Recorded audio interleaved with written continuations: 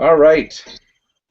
We'd like to welcome you all out to join us this evening for our roundtable. Where tonight we're covering lesson 17 in the Book of Mormon curriculum.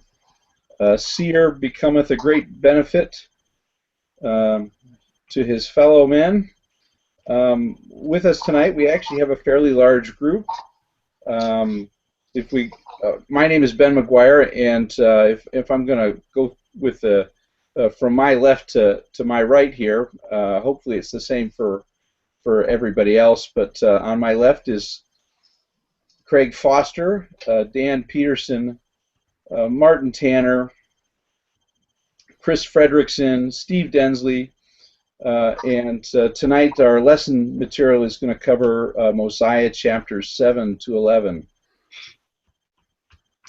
And I don't think that we have spent too much time discussing this, but do we have anybody with some introductory comments prepared for tonight? Ben, I thought that it might help to go through and, give the overview of the story here, and I can do that if you'd like me to.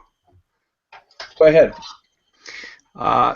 To me, I don't know if this is how everybody else feels, but I think this is the most confusing part of the Book of Mormon. When it comes to the story and trying to figure out who everybody is and where they're going, every time I do this, I try to diagram it out, and I've never quite gotten the diagram right, I don't think. But it really helps to go all the way back to the beginning. So, well, and let me just mention too, the fact that it's so complicated, and that when you look at it really closely that it works, I think is another evidence of the truthfulness of the Book of Mormon. I think it would be very, very difficult for Joseph Smith to have just dictated this in 65 days and had this all come out right. So when you take a close look at this, what's going on is Lehi and his family land in the Americas. And Nephi and his brothers start to have trouble, and so Nephi separates from the group and he enters into this area that we've come to call the land of Nephi. And so the Nephites settled there. Later, it's called the land of Lehi Nephi. But after about 400 years, the Nephites are, well, a group of Nephites are led out of the land of Nephi by Mosiah. And Mosiah, by revelation, is told that he needs to flee, that there's going to be trouble. And so Mosiah heads out and comes across the people of Mulek, or the Mulekites, who are, of course, the people who left about the same time that Lehi and his family did during the reign of Zedekiah. So they've founded a city they've called Zarahemla. And so these two groups unite. They come to call themselves Nephites, and they appoint Mosiah to be their king.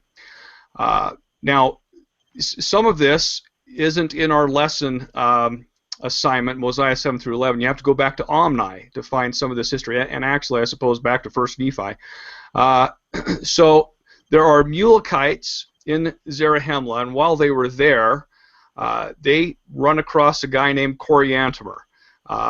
They actually find, I guess, Coriantumr's story before Coriantumr comes wandering into Zarahemla, and Coriantumr is the last Jaredite, and I guess part of his story appears on a stone that's brought to Mosiah, and Mosiah is able to translate it. It seems likely that when they found this stone, they may have also found the Nephite interpreters that we've come to call the Urim and Thummim. And of course, we find in Ether that these stones were probably among those that the Lord touched and lit up, and that these were placed with the 24 gold plates of the Jaredites, but somehow Mosiah ends up with them without the gold plates, and he's able to translate the stone. The people then in Zarahemla who fled from the land of Nephi.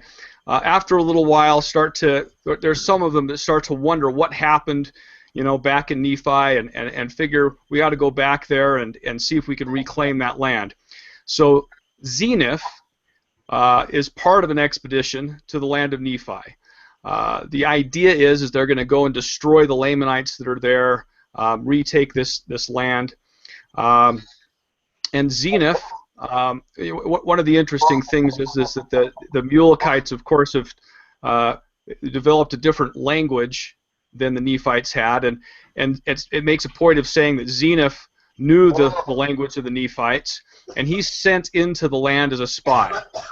And he gets there and he finds that he likes what he sees, and he says that we shouldn't destroy these people, that they're good people. And this causes a dispute among the group that was sent to Nephi, and they end up killing each other. There are only about 50 people that returned to Zarahemla. After they returned, Zenith says that he was still overzealous to possess that land, and then gathered up a bunch of people again to go back to Nephi. So when he gets back there, he goes to the Lamanite king, Laman, and works out a deal where the Lamanites agree to allow the Nephite band to live in the land of Lehi Nephi and Shilom, and that the Lamanites said, we'll withdraw from that area and let you guys build this back up. It sounds like it was kind of a dilapidated area, but they do build it up, and it turns out to be a fairly they turn it into a prosperous area, but then they find that the Lamanites are still giving them trouble. From Zima's perspective, he feels like this has all been a ruse, and that Laman intended to bring them into bondage in the first place. And so there are these skirmishes between the Lamanites and the Nephites. Zenith and his people are able to defend themselves. At one point it says that they slay over 3,000 Lamanites, and they only lose about 300 of their own people. But then they're able to establish some peace in the area they're in. He passes his leadership on to his son, Noah. And King Laman passes his leadership on to his son, who also goes by the name of Laman. And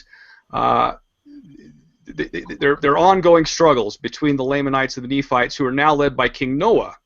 Of course, we know that that Noah is the one who put to death Abinadi, who was a prophet who came into among his people. Alma then leaves this group, goes out into the wilderness, and in the meantime, Noah is killed, and Zenith takes over as the king in this area. So by the time Zenith is in charge, there is another group who's Mosiah II, who is the grandson of the first Mosiah.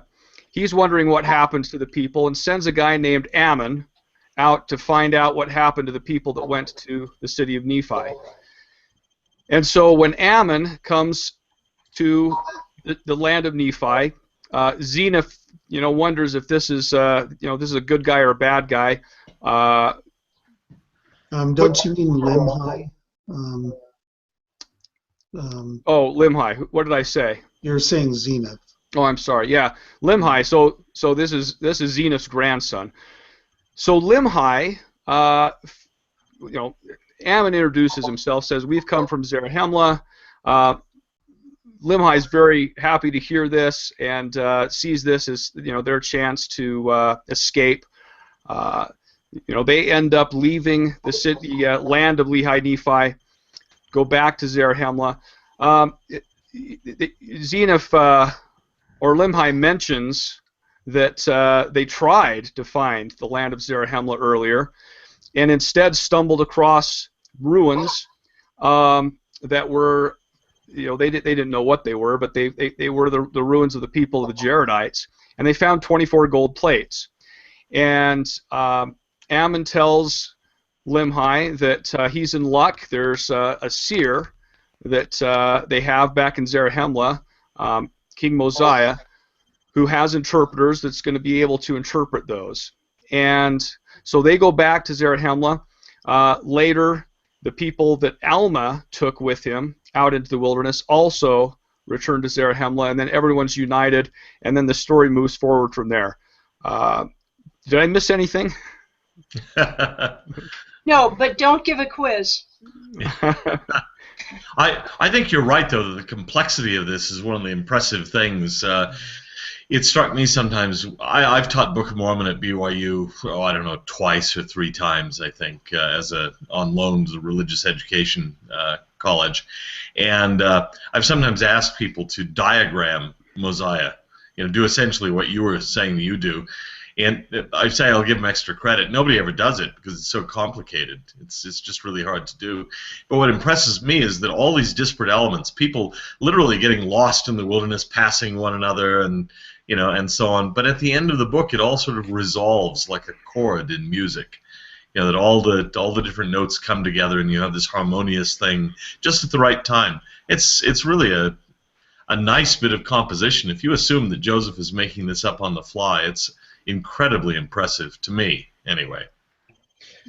I think that that Mormon viewed these stories as pure gold, and this is part of the reason why it's a little bit disjointed, because he's including these stories because of this principle that he wants to teach through this, right?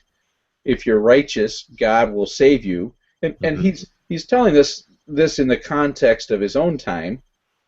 When they have their struggles against the Lamanites, right, and look like they're going to be wiped out, and in a sense, this is his object lesson in an attempt to call his people to repentance.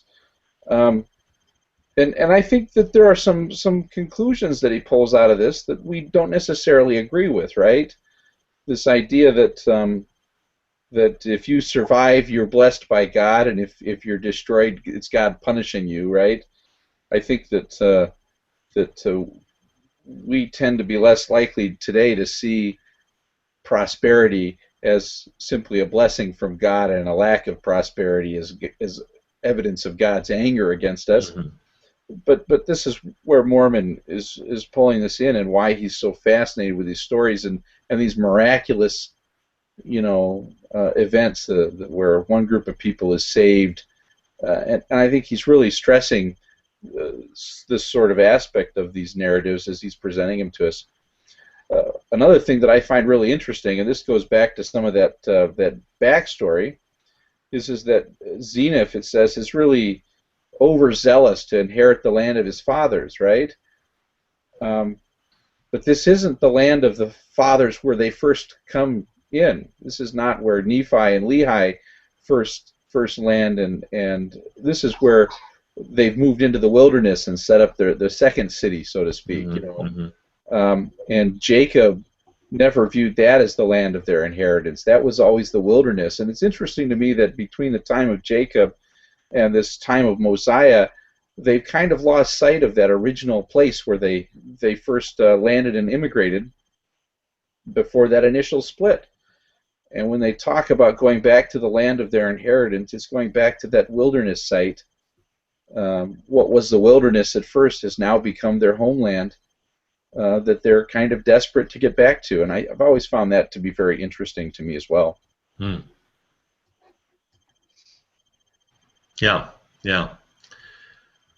Well, so you see a development in the consciousness, the self-awareness and self-understanding of the people. So, yeah. Well, these issues of regaining the homeland are still with us today.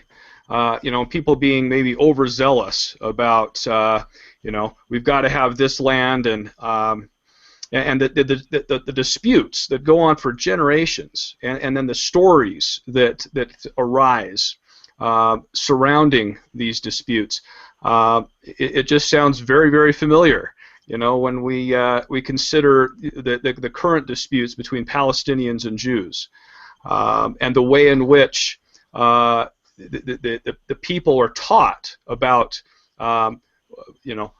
how did this dispute arise in the first place? And the stories the Palestinians or the Arabs tell are different than the stories the Jews tell. I thought it was so fascinating that my sister had some girls from Yemen stay with her a few years ago, and these were just great girls, and they loved America, and they were so excited. They'd never been to America before. Their father worked in the embassy, the United States Embassy in Yemen, and so they were very pro-American, but they were very, very anti-Semitic, and in some ways, it was so interesting. I was speaking with one of these girls, and she was telling me about how George Bush had blown up the World Trade Towers, and I said, "How do you know that?" And she said, "Well, we heard it on TV. We saw him at a press conference explaining that he had blown up the World Trade Towers." Now, of course, she heard this in Arabic, and I'm sure she saw George Bush on TV saying something, but that she was hearing a translation of George Bush explaining how he blew up the trade towers. So we still have these kinds of things today, where these traditions of men are handed on. Animosity is these are all the same family. These are all Lehites, and somehow they've decided that they're mortal enemies, and that they have to fight to the death whenever they come together. And of course, we know that later in the story they begin to overcome that, and they begin to be able to learn how to live together. Good points. Yeah, I was struck a little bit later in this passage by the litany of, where is it? Maybe it's appropriate to bring it up now. In chapter 10, when it tells us about the alternate version of history that the Lamanites teach. They were wronged in the land of their first inheritance after they had crossed the sea. They were wronged by their brethren while they were still on the other side of the sea. And then it goes on to say, and they were wroth with him because of this. They were wroth with him because of that. They were wroth with him because of such and such. And they taught their children that they should hate them. I mean, it's a way you have an alternate story, and you teach that story as a way of keeping people angry. And I just think in our own society where there is a real tendency to just be angry all the time. I mean, the civility is kind of disappearing, and we've just got to be angry. And if you're not angry, it's because you've sold out. And so, we've got to be wroth at everybody all the time. So, yeah. Well, and I'm sure that if you asked the Lamanites, they would have given you a story that had some similar elements, but probably was very, very different. Yeah. Yeah. The other interesting thing for me, and I think that this is kind of important, and then maybe we can get into some of the actual verses here in this chapter 7, is that we get the names of these places, Shiloh and Lehi Nephi, and we've never heard these names before, which is also part of this confusion in these stories is, and part of me really believes on some level that these aren't contemporary names. These are names that Mormon is providing from his experience. He has gone through and mapped all this stuff out, and so he says they're going to the city Shiloh. Well, that Shiloh shows up again later in Alma and stuff, and so for him, he's built this geography that provides this connective tissue for all these stories. It probably wasn't called Shiloh when Zena first arrives, but that's what it becomes. Ben, that brings up a point too, that at this point in the story, you've got this shift where people are referring to the city as Lehi Nephi, shifts to just Nephi, and there's no explanation for the change of the name. And it reminds me of a speech I heard Orson Scott Card give at a fantasy and science fiction symposium at BYU, where he was talking about how early science fiction writing was really clunky, in that the writer would always explain everything.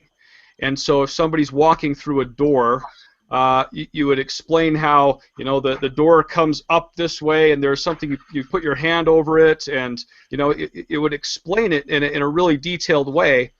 But he said if somebody is naturally explaining a story, they don't do that. So Mormon is recounting this history, and he happens to shift from Lehi, Nephi to Nephi without explaining why he would do that or why the name was changed. And that's the kind of thing you would expect in a real history.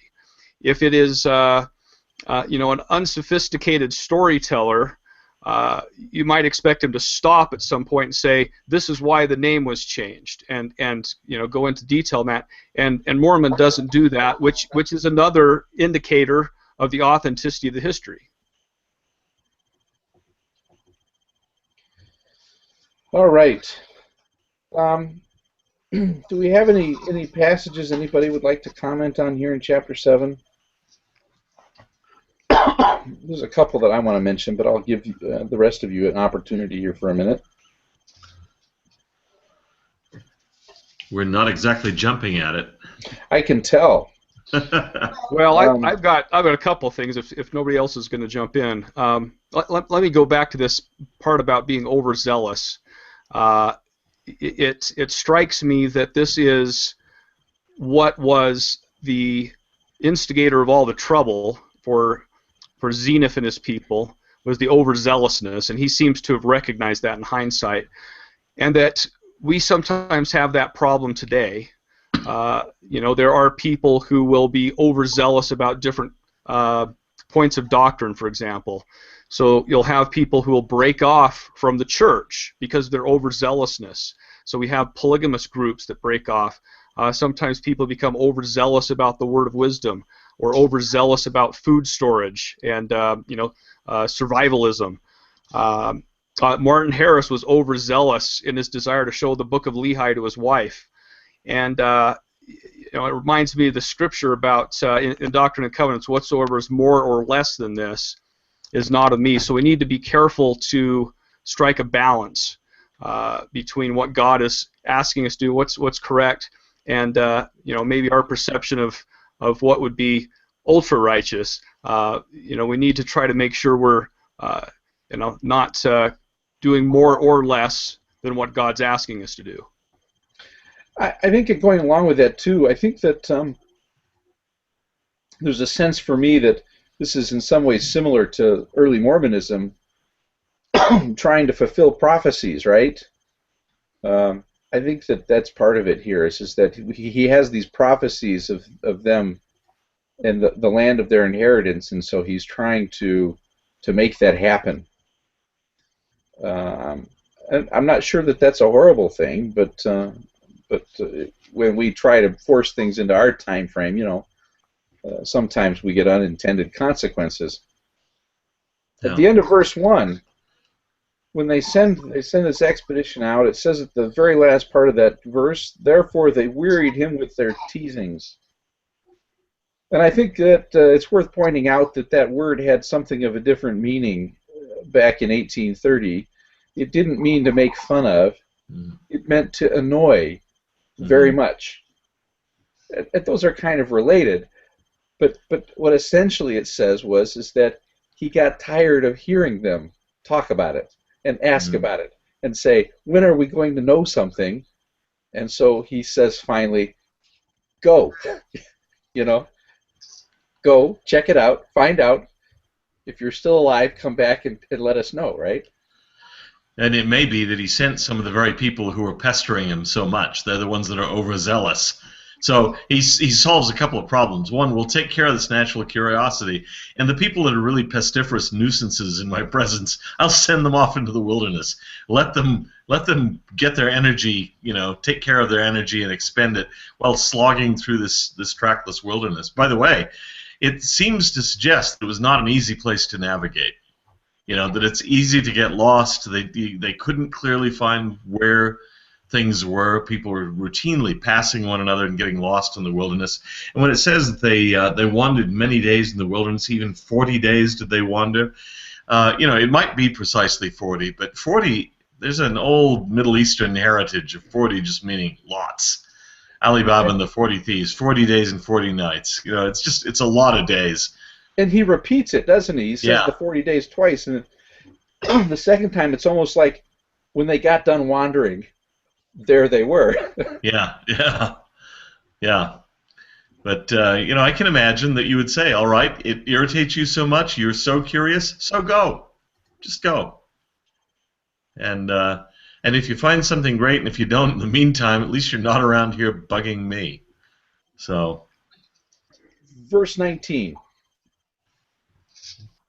Therefore, lift up your heads and rejoice, and put your trust in God, in that God who was the God of Abraham and Isaac and Jacob, and also that God who brought the children of Israel out of the land of Egypt, and caused that they should walk through the Red Sea on dry ground, and fed them with manna, that they might not perish in the wilderness, and many more things did he do for them.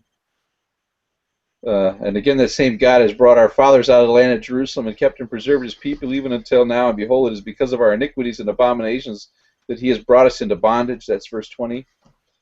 He's preparing his people for the announcement that they're going to leave, using the best examples that he knows, right? Yeah. These are the stories you grew up with. We're going to go out in the wilderness, and hopefully God gives us manna. Well, and they're the stories, too, that have been commemorated in Israelite history. You know, the Passover Seder is all about this. It is the symbol of deliverance, divine deliverance, still to this day in Judaism. Deliverance from bondage and slavery. He's preaching this liberation theology, isn't he? Mm-hmm. To a people that really perhaps are feeling it. And I find it interesting that he goes back to these same stories, but we see in this a little bit that even in this group that has left, right, the main body of the Nephites, and has been off on their own for, 3 generations now? Mm-hmm. Their own history they know very well. These stories that they've kept as Scripture. And so these things are very significant and immediate to them. Mm-hmm. Yeah. Ben, there are a couple other verses here that I think are really interesting. When we get to the story of Noah, it talks about some of the kinds of things that Noah was doing in keeping the people under his thumb. Talks about being taxed with a tax. And talks about how it's 20%. There are a couple of interesting things about that. One is, Hugh Nibley pointed out that 20% wasn't necessarily an exorbitant amount. It's actually fairly well in line with what people would have been taxed in Egypt or Babylon. The fact is that the problem is Noah was using all that money to support himself and his priests, in contrast to King Benjamin, who Noah wouldn't have known about. But King Benjamin, works to support himself. But then that phrase, taxed with a tax, is interesting too. There's this, kind of foreign feel to it. That's not the way that we speak in English. And there's a book that Farms put out a few years ago called Echoes and Evidences of the Book of Mormon, where it mentions this this phrase, and these kinds of phrases turn up a lot in the Book of Mormon. Let me just read really quick from this this book. It's called the Cognate Accusative. It says the cognate accusative is a direct object noun that shares the same root as the preceding verb, as in Joseph dreamed a dream, instead of the more customary English rendering, Joseph had a dream. The Hebrew Bible contains numerous examples of the cognate accusative, although literal representations of this form is generally not used in translation. So we don't see it in the King James Version very often, but it does appear in the Hebrew. By contrast, the Book of Mormon contains many instances of the cognate accusative, including, I will curse them even with a sore curse. Behold, I have dreamed a dream. Yoketh with a yoke. So I think that's a very interesting example there. of the way in which the language of the Book of Mormon appears to have been a translation of a language where people were speaking Hebrew. I've actually used that technique in Arabic. It's called tamyiz, cognate accusative. I've sometimes used that when I was teaching Arabic grammar. It was an attempt to drive up my spirituality ratings and my teacher evaluations, because I thought, I'm teaching Arabic grammar, good grief. It's pretty hard to bring the spirit in. But occasionally you could bring up something like that and then cite the Book of Mormon as an example of the cognate accusative. Well, I've dreamed a dream, or in other words, I've seen a vision, which was probably in the original something like I've seen a seeing. And I say, see, you can strengthen your testimony by studying the cognate accusative in Arabic and recognizing that a similar structure appears in the Book of Mormon.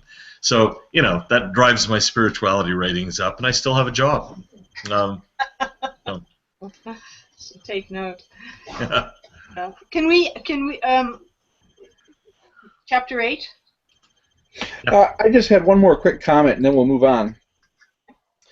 Down near the bottom there, at the end of chapter 7, he quotes a couple passages that would appear to be passages of Scripture, right? In verse 30, and again he saith, if my people shall sow filthiness, they shall reap the chaff thereof in the whirlwind, and the effect thereof is poison. And again he saith, that my people shall sow filthiness, they shall reap the east wind, which bringeth immediate destruction. This isn't entirely uncommon imagery from the Old Testament, but we don't have the source that he's quoting here. It sounds to me like the kind of proverbial wisdom that you would have brought with you that maybe even isn't strictly applicable in the New World setting where they are, but it would recall the Old World setting they came from, because the east wind would come in off the desert, Syria, Iraq, the Jordanian desert to the east of Israel. And it's one thing to get that nice life-giving moisture off the Mediterranean to the west. That's great, brings rain. But when the sandy wind comes in, the Sirocco it's called, which is just from the Arabic word for east, sharq. When that comes in from the east, it brings the sand and the heat, and it just blasts your crops and destroys things if it goes on too long. So you reap the east wind, which brings destruction. That's what the east wind can do in a place like Palestine specifically. All right, we can move on to chapter 8 now. I wanted to just mention, and of course it's highlighted in the Sunday School manual too, but I think this is perhaps, if you talk to a lot of Old Testament scholars and others, they don't have a pretty good explanation of what a seer is. It's sort of been lost in many religious circles. And I think in chapter 8 you find one of the best descriptions of what a seer is. And then when you start connecting it to how we, understand that we have 15 prophets, seers, and revelators on the earth today, it's pretty extraordinary. And even I was, educated by these verses. And I'm going to jump. I mean, here, of course, is Ammon, and Ammon is with King Limhi, and Limhi is saying, I've got these records, can you translate them? And he says, no, but I know somebody that can translate them. He has the capacity to do that. And so then we get this description of a seer. And here's the first fascinating thing, is that it's explained that a seer is greater than a prophet. And not only and this is in 15, and then in 16, not only is a seer greater than a prophet, but he says a seer is a revelator and a prophet, so being a seer comprehends those other two things. And then he says, and a gift which is greater can no man have except he should possess the power of God, which no man can. Yet a man may have great power given him from God. So in some sense, this is an indication that this is sort of the greatest power that an individual can possess given from God, to be a seer. And then he goes on and he gives us this extraordinary description of what a seer is. And he says in verse 17, a seer, and most people in the church are probably certainly familiar with this. If you were saying what was a seer, you would say it's someone who can see the past, the present, and the future. And he articulates that, but he goes on. So he says, a seer can know of things which are past, and also of things which are to come. But then he goes on and says, and by them shall all things be revealed, or rather, so this is the power of a seer as well. Secret things shall be made manifest, and hidden things shall come to light, and the things which are not known shall be made known by them, and also things which shall be made known by them which otherwise could not be known.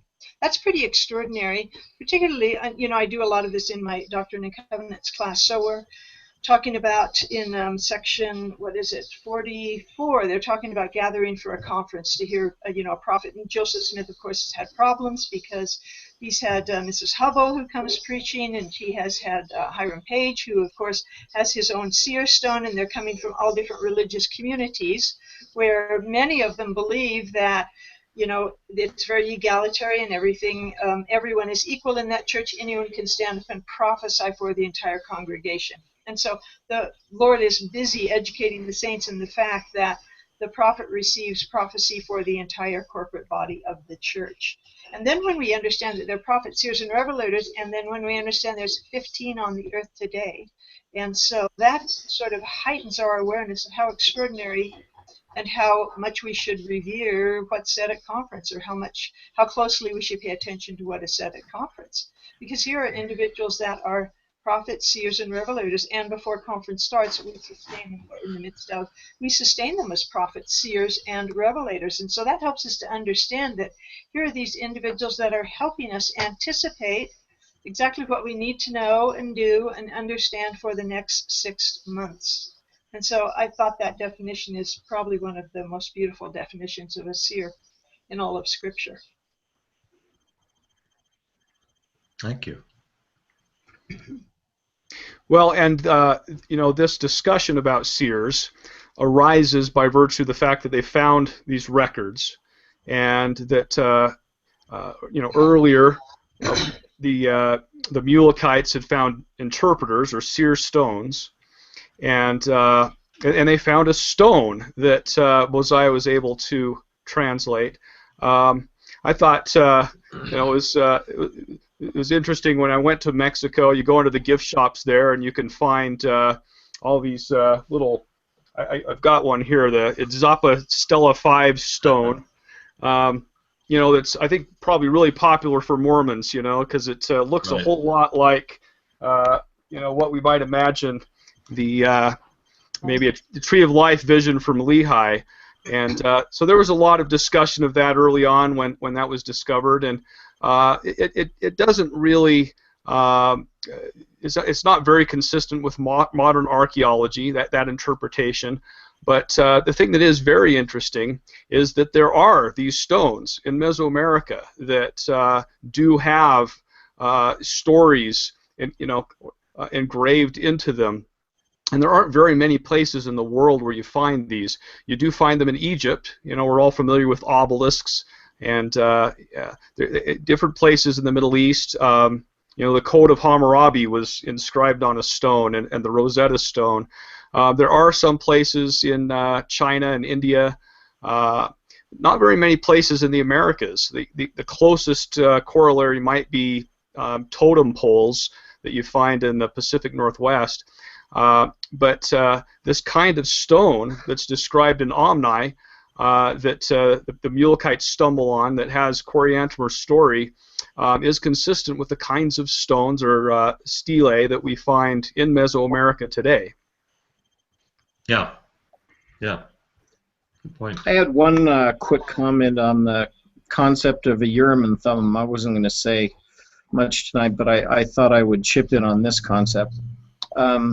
Occasionally, I have run into members of the church who have been a little bit disheartened by the idea that if you jump outside of our faith, the concept of a Urim and Thummim to most people is either completely unknown or it's just casting lots. You get a yes or a no.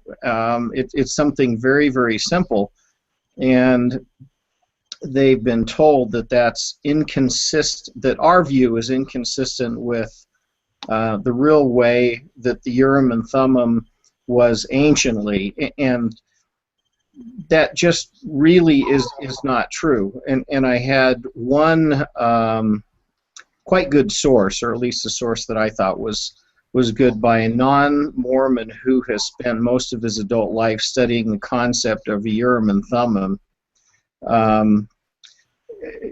You know, Dan was talking about, before we started our lesson tonight, about quoting from Leviticus to put somebody to sleep. I don't know, maybe studying your adult life, the Urim and Thummim might even top that. But his book is quite fabulous. It's called the Urim and Thummim, a means of revelation in ancient Israel, and the guy's name, if I'm remembering it right, is Cornelius Van Dam.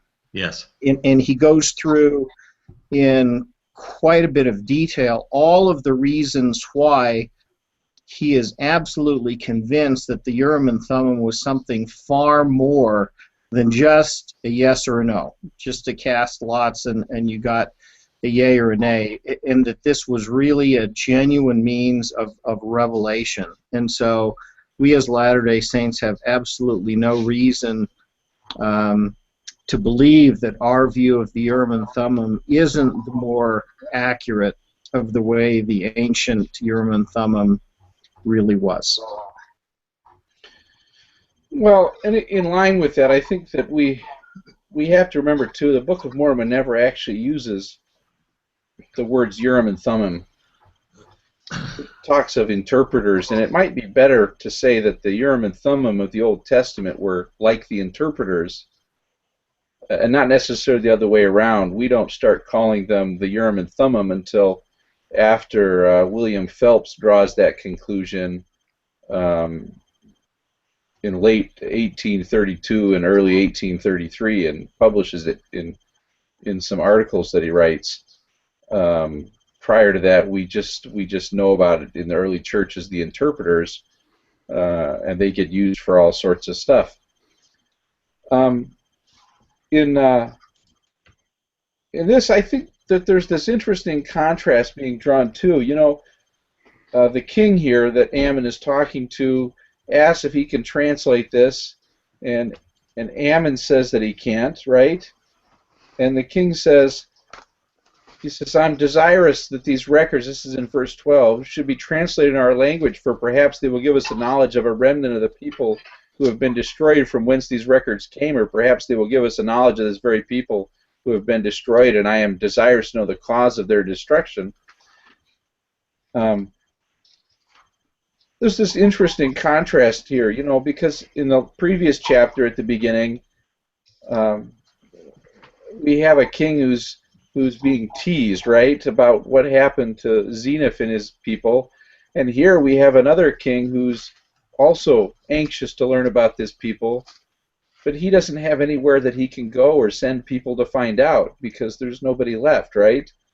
All they have is this record that nobody can read, and so there's this kind of this fascinating second story that of how we uncover what happened to these people, and I think that Mormon is in a more modern sense teasing us with this, right?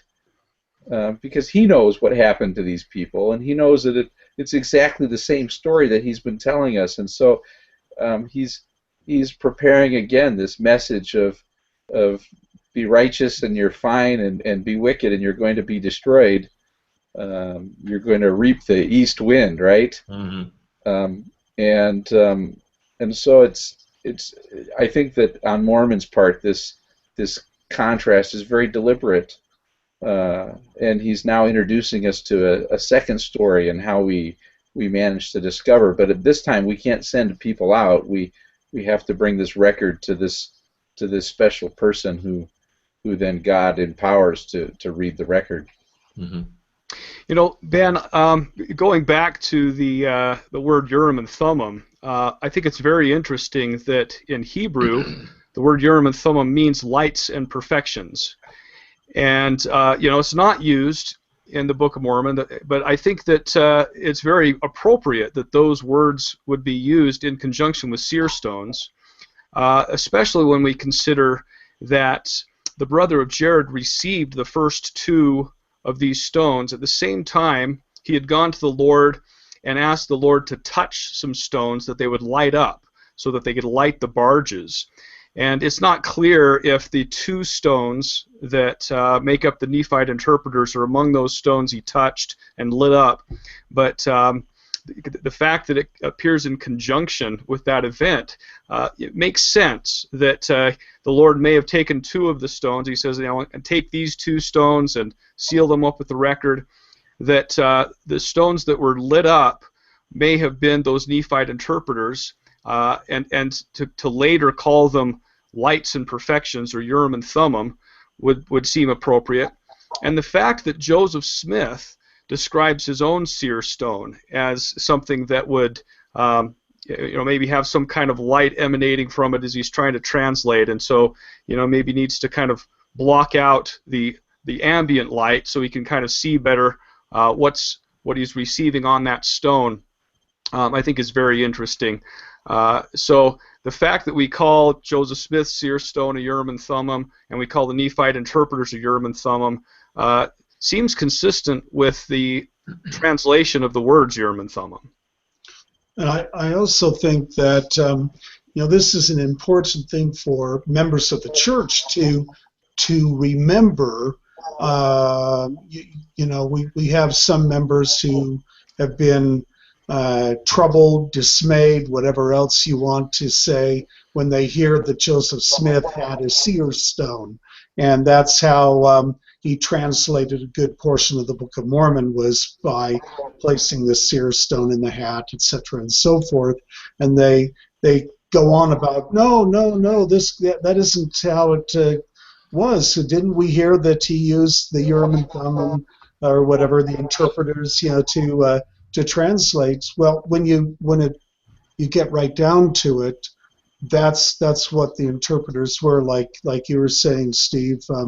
They're basically seer stones, and so the fact that Joseph Smith was using a seer stone is no different than if he had been using the Urim and Thummim, or interpreters, whichever you want to call it, to translate, because it all came down to being the same thing.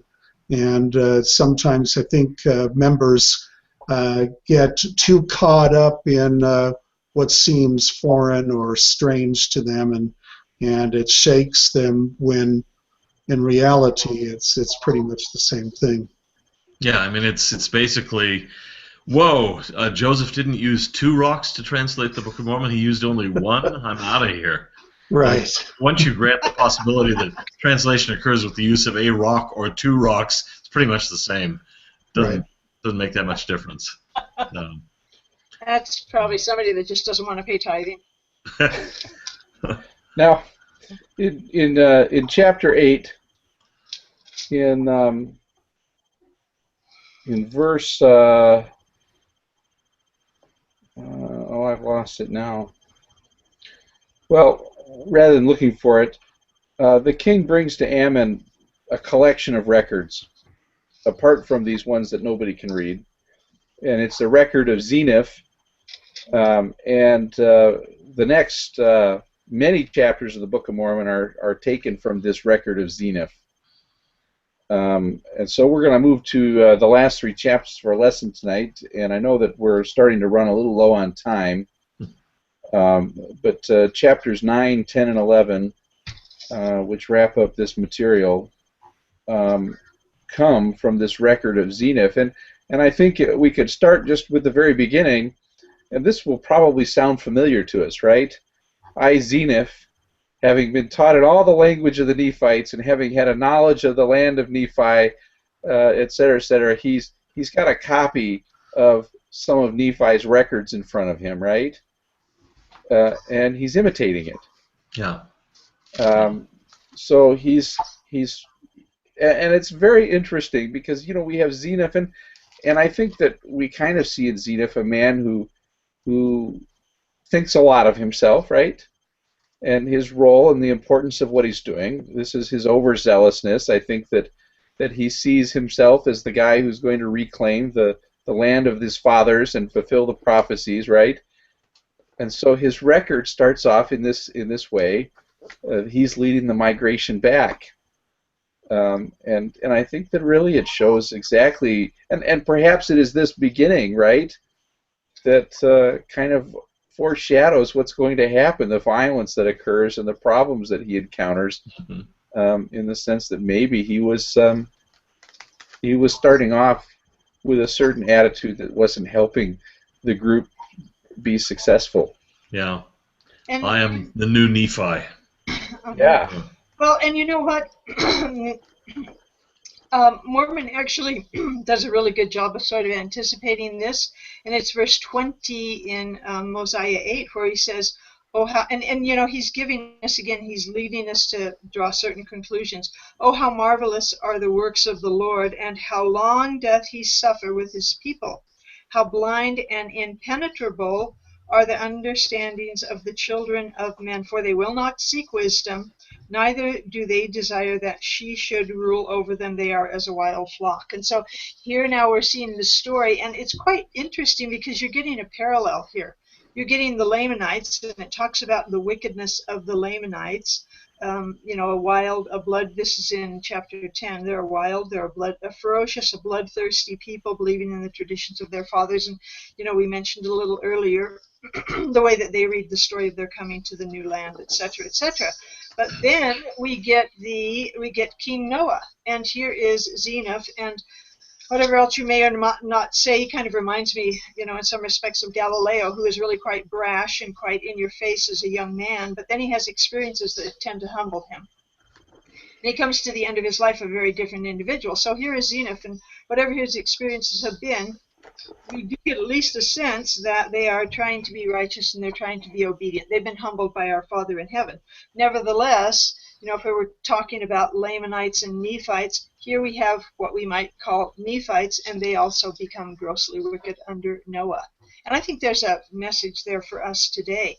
And sometimes we get a little smug as to who we are and, you know, what we have in the gospel of Jesus Christ. But the Lord's warning us that, you know, it doesn't matter if you're Gentiles or House of Israel. It doesn't matter what your station or your situation is, that really in a very, you know, rapid amount of time, individuals can, as is described in, is it 4th Nephi, you can turn like a dog to his vomit. And that's what you see with both these groups of people, the Nephites and the Lamanites. And all of that's being anticipated by Mormon here quite beautifully. And so then we see this extraordinary story of Noah and the wickedness, which I think is pretty good reading for the world we live in today.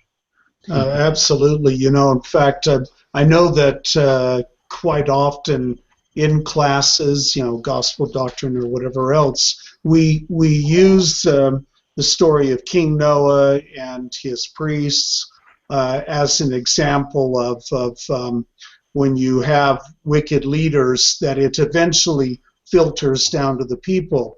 But I guess I'm just going to repeat what people usually say, but I'm going to say that again. I think that that really is a significant, you know, warning to us that if you put wicked leaders into the government, if wicked men and women go into the government and become our leaders, that it will filter down, and it becomes a vicious cycle. The people become more wicked, therefore they enjoy wicked leaders, and the wicked leaders become more wicked, and it filters down, you know, and so I really do think that it's a message not only for that time, but definitely for our day, and something that we really need to pay attention to. Well, Amen. Craig, that's I think that's fascinating you bring that up, because later, you know, after these groups all combine again, King Mosiah decides to change the form of government, and he moves away from kings. And in Mosiah 29, it explains why he's doing that. You know, he talks about in verse 31, "I say unto you, the sins of many people have been caused by the iniquities of their kings. Therefore, their iniquities are answered upon the heads of their kings." It goes on to talk about how people should, there should be a form of government that allows people to be responsible for their own sins, and you know, that this responsibility shouldn't be passed off onto the leaders, and there shouldn't be a situation where the people are, caused to do things that are wrong, or maybe forced to do things that are right because of their leaders. And then in the Doctrine and Covenants, it picks up that same theme. So in Doctrine and Covenants 101, verses 77 through 80, I won't read all of those, but it's talking about the establishment of the Constitution. And in verse 78 it says that the Constitution is established that every man may act in doctrine and principle pertaining to futurity according to the moral agency which I have given unto him, that every man may be accountable for his own sins in the day of judgment. So that theme is not only found at the end of this sequence of events among the people of Mosiah, but then also we find that in the Doctrine and Covenants talking about our own Constitution. Absolutely, and to me, the message there, or at least one of the messages, is basically what you were saying, that the sins be upon the people if they push for or allow the government to go bad, basically. And we can look at the Constitution, and there are aspects of the Constitution that have been and are being twisted. And I guess the thing that we need to ask ourselves is, what can we do in a peaceful way? No standoff with guns or anything, but what can we do as a people to make sure that we are doing what is right, and that our leaders are doing what is right? And so I think it falls upon people to, if they are in a position where they can make changes that are good, or select leaders that are good, they need to do so. Well, you know what? You can go back and forth between contemporary, and then you can look here at what's going on in Mosiah. But if you start with, the list here of, so when they're being described as wicked, let's look at what criteria is being used to describe them as wicked. First of all, they walk after the desires of their own heart. This is 11 verse 2. Many wives and concubines, that's abominable in the sight of God. A tax of 1/5 of all they possessed. Bring on a 1/5 tax. I would love to see a 1/5 tax in the United States come true, wouldn't it? But then he put down all the priests that had been consecrated, that were righteous individuals. And then he talks about they're supported in their laziness and in their idolatry and in their whoredoms. So in other words, they are, they want, we might describe it as redistribution of wealth to the wealthiest in the society already. And then it says they were deceived. Now here's the people. They're deceived by the vain and flattering words of kings and priests. For they did speak flattering things unto them, or they make all kinds of promises to them. It reminds me really, and then, okay, and so now if we bring it up to contemporary times, going back to the Doctrine and Covenants, look at 98 verses 9 and 10, where the Lord says, because we are in a little bit of a different paradigm, rather than being ruled over by kings who impose themselves upon us now, we are free to choose. And the Lord says, when the wicked rule, the people mourn. Wherefore, here's his criteria. Honest men and wise men should be sought for diligently, and good men and wise men ye should observe to uphold. Otherwise, whatsoever is less than these cometh of evil. So there's our responsibility. It's interesting. As you know, I write a column for Mormon Times. My last two columns, the last one, the one that's just coming out this week, is on civility and the lack of civility in the world that we live in today. And you see this particularly, and Elder Oaks has spoken quite powerfully about this, the civility. And all it does is it divides rather than unites. It has the capacity to absolutely destroy countries when they are uncivil. And you see this among every great teacher. Confucius taught, the importance of civility. The ancient Jews taught the importance of civility. Christianity teaches how critical civility is to maintaining, a level that's going to, maintain a respectful, orderly society. And it's all gone. It's all missing. And then this last one, and this gets us right back to what we see when Abinadi comes on the scene. Abinadi comes on the scene, and what does he preach? He preaches Jesus Christ. And he preaches repentance. I guess that's, and if you look at the Doctrine and Covenants, this is another thing that's intrigued me, as well as the New Testament, as well as, some other books of Scripture. Over and over, the last thing Jesus says before his ascension is he commands his disciples to preach repentance. This is what Abinadi is doing. He's preaching repentance. All of this, how do we resolve the problems in the world? How do we get back to a peaceful society? How do we maintain our liberties and freedoms? It's interesting, isn't it? We preach Jesus Christ. We preach the atonement of Jesus Christ. And all of this is sort of lost in the world we live in today, and it certainly was lost to the people of Nephi, thus their enslavement, because they choose, wickedness. It's like the turn to, I think I've mentioned this before, it's like we're in that paradigm that you saw in the Roman world, when they go from the Roman Republic to the Roman Empire. And then what you get, rather than a republican form of government, is you get a series of dictators, one dictator after another, until, of course, the whole empire collapses and falls apart. And so this is pretty prescient for our day, and particularly when you parallel it with, the commandments that we've learned in the injunctions in the Doctrine and Covenants. I wanted to just mention on a much lower level, if I can, just two little Middle Eastern things relative to these passages. The passage that was read at the end of chapter 8, where it talks about the children of men will not seek wisdom, neither do they desire that she should rule over them. I think it's interesting that the feminine pronoun is used, because of course the word for wisdom in Hebrew is chokhmah, which is a feminine noun, and wisdom is personified in the book of Proverbs as Lady Wisdom. And so it's interesting because, this is not a proof or anything like that, but the fact is we would talk about wisdom as an it. We don't want wisdom to rule over us. We don't want it to rule over us.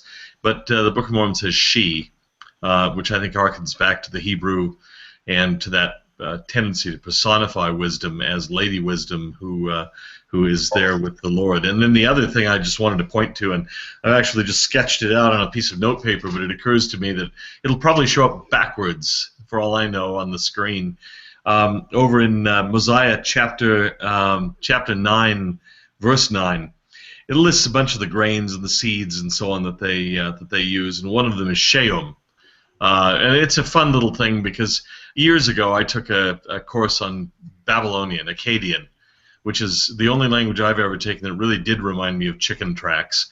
And of course, they write it with a stylus, a little wedge, so it's called cuneiform from the word for a wedge or a stylus.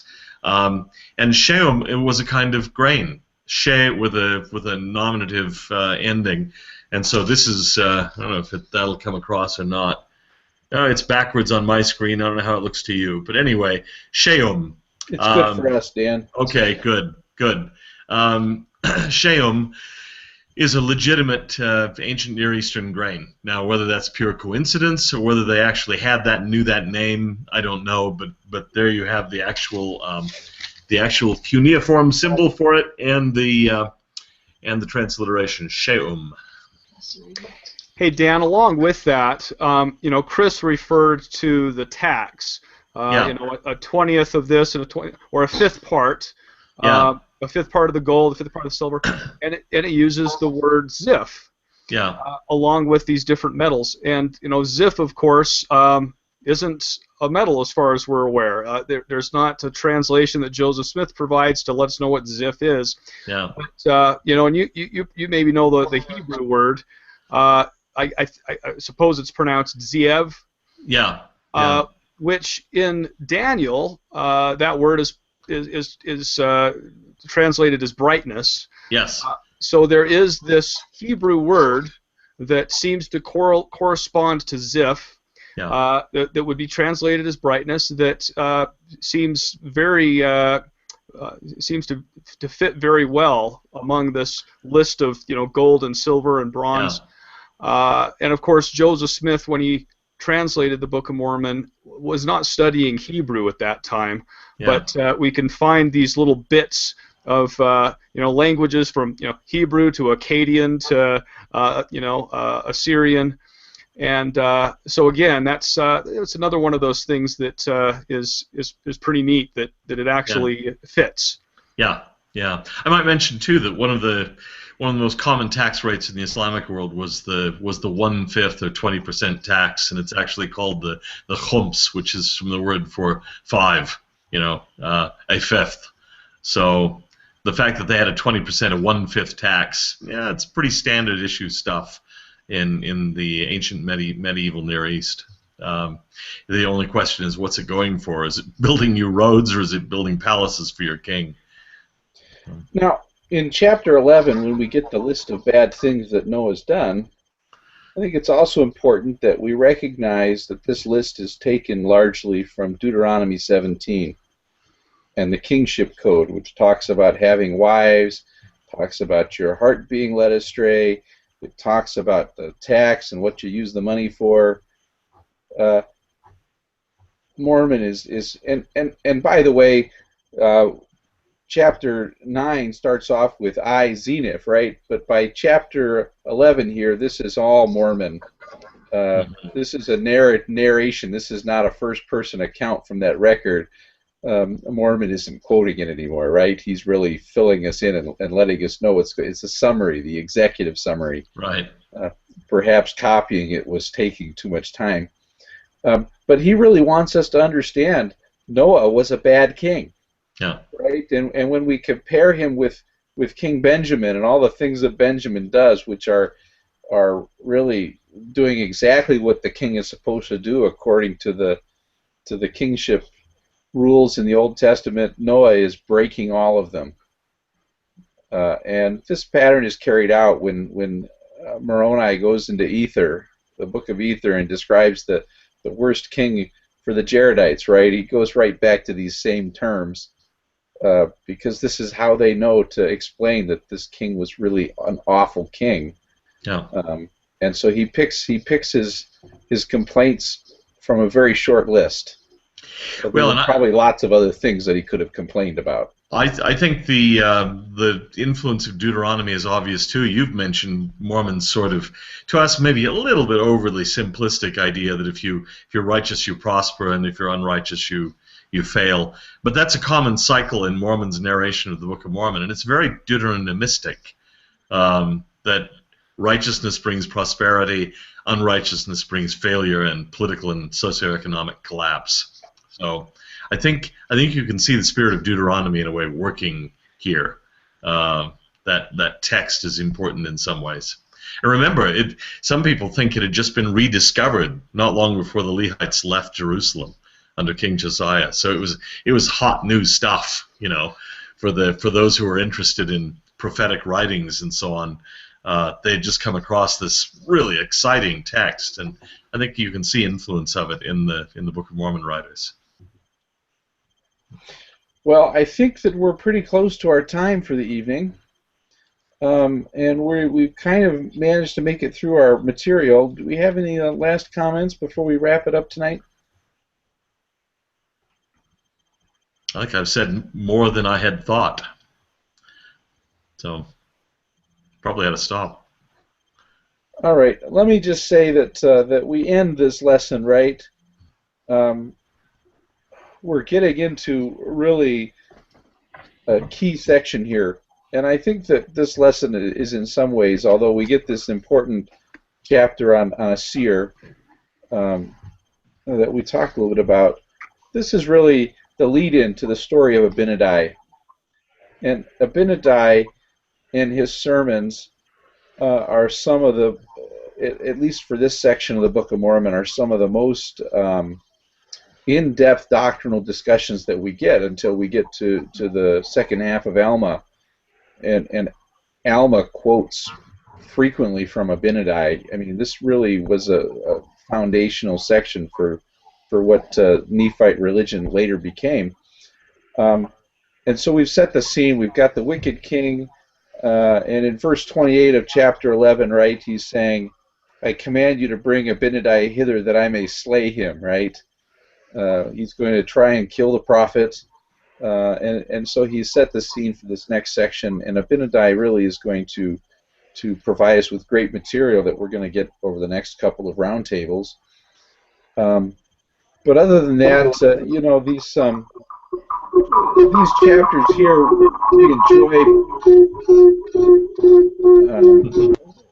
we enjoy because we like kind of this fast-paced storytelling, and I think that we also enjoyed, in a sense, this very obvious object lesson that Mormon is trying to give us, and to give really his own people as this warning when he still maybe feels that there may be redemption before he gives up on his people and really consigns them to their fate. So we want to thank you all for being with us. We've enjoyed our discussion this evening, and we hope that you've enjoyed it too. And we invite you to come back and join us again with the Interpreter Roundtables. Good night.